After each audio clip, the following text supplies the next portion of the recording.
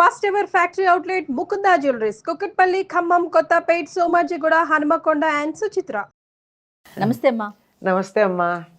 అమ్మా, మనము చిన్న పిల్లలకి, పసి పిల్లలకి చేతులకి కాళ్ళకి నల్ల దారాలు కడతాం. అవునమ్మా. 2 చేతులకి 2 కాళ్ళకి కడతారు.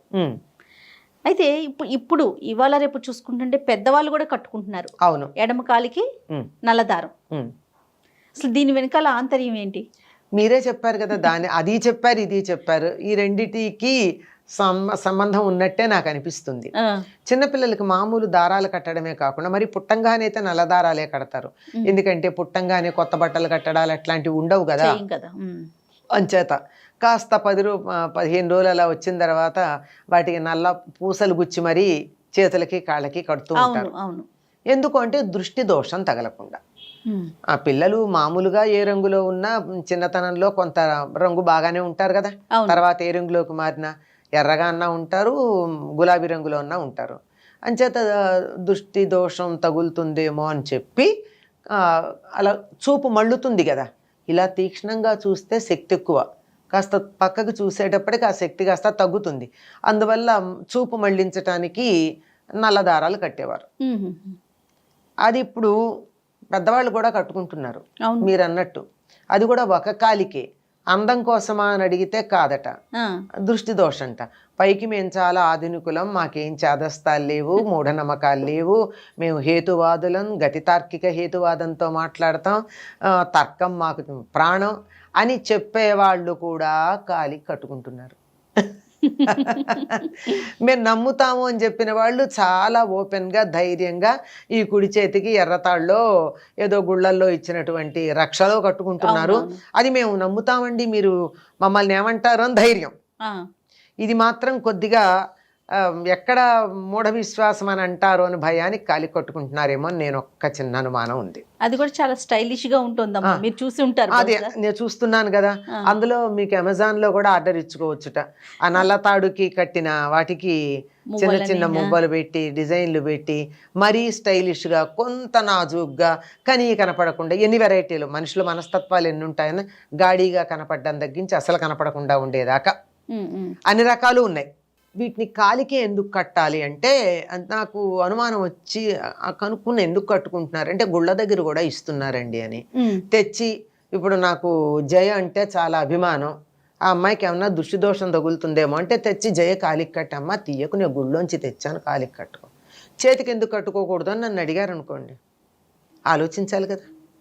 ఖచ్చితంగా. చిన్నపిల్లలకి మరి కొంచెం చేతులకు కూడా కట్టాము, పెద్దవాళ్ళకి దృష్టి దోషం తగలకుండా ఉండాలంటే చేతికి ఎందుకు కట్టుకోకూడదు అంటే ఏమన్నా మీకు అనుమానమా, స్టైల్కి ఇబ్బందా అని కూడా అడిగాను నేను. అదేం కాదండి, కాలికే కట్టుకోవాలట అన్నారు. కాలికే కట్టుకోవాలి అంటే కొంచెం ఆలోచించాం.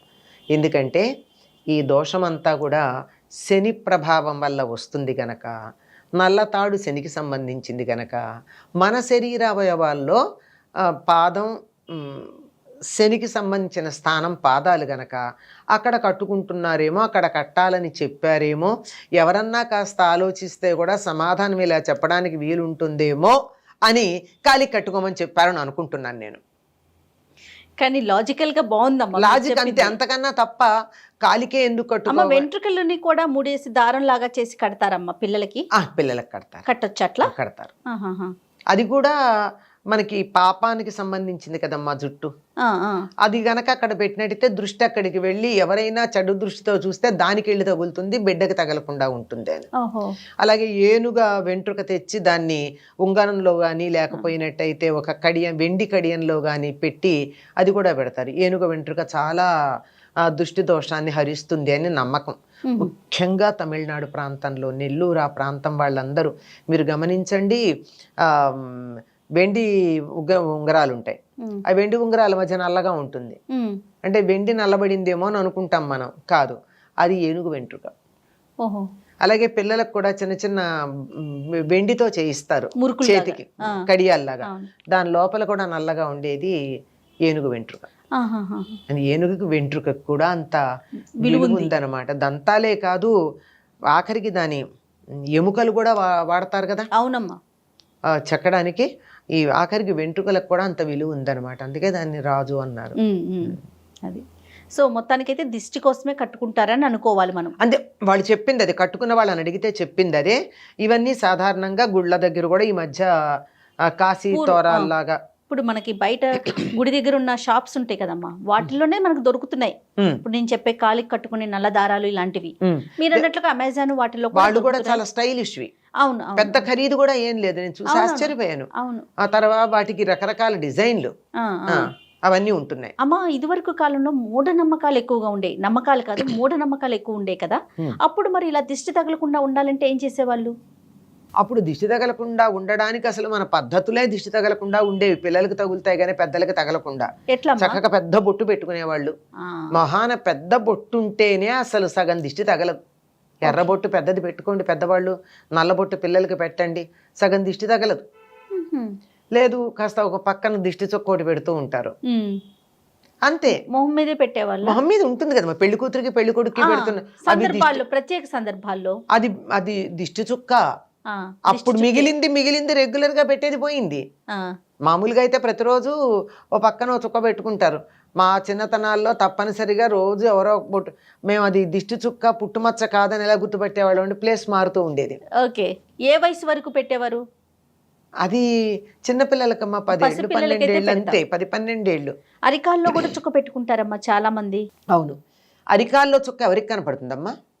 కనిపించేది కదా, కానీ దిష్టి పోవాలంటే అని చెప్పి చాలా మందిని చూసాను నేను, అరికాల్లో చుక్క పెట్టుకుంటారు. అంటే పూర్వం చిన్నపిల్లలకి పెట్టేవాళ్ళు, ఎవరికి వాళ్ళు తమను తాము చిన్నపిల్లలుగా భావించుకుని పెట్టుకుంటున్నారు అనుకుంటా. ఇది ఖచ్చితంగా 100% కరెక్ట్ అమ్మా. అంతంత ఉంటారు. అయినా అది నిజం చెప్పాలంటే మాకు దిష్టి తగిలింది అని నిరంతరం అనేవాళ్ళు ఉన్నారే, వాళ్ళని చూస్తే దిష్టి తగిలేట్టు ఉండరమ్మా. అంటే మీరేం అనుకోకండి, అంత దిష్టి తగిలేటట్టు ఏమి ఉండరు. కానీ వాళ్ళకి ఒక భావన. మీరు చూసారమ్మా, గమనించారు, నేను చాలా మందిని చూసాను. కొంచెం 40+, 50+, 30+ ఉన్న వాళ్ళు కూడా అరికాల్లో చుక్క పెట్టుకుంటారు. ఏంటి అంటే దిష్టి తగలకుండా అంటారు. అంటే అక్కడ దృష్టి అక్కడికి ఎలా పెడుతున్నామా? అరికాలికి దృష్టి అంటే కంటి ద్వారా వచ్చేది కదా. ఓకే, అరికాల దాకా నా చూపు ఎక్కడ ఎడుతుంది అంటే ఎదుటి వ్యక్తి చూసినప్పుడు అది కనిపిస్తేనే మనకు అది తగలకుండా ఉంటుంది. అంతే మరి, అంతే. పిల్లలకు అంత బొట్టు పెట్టగానే వాడు కనుగుడ్డు ఇంత ఉంటుంది, చంటి బిడ్డది, అమ్మాయిదైనా ఎవరిదైనా గుడ్డు పెరగడంలో తేడా ఉండదు. కనుగుడ్డు కన్నా పెద్ద బొట్టు పెడతారు, నల్లని బొట్టు. చూడగానే అసలు అందమంతా పోతుంది ఆ బొట్టు వల్ల.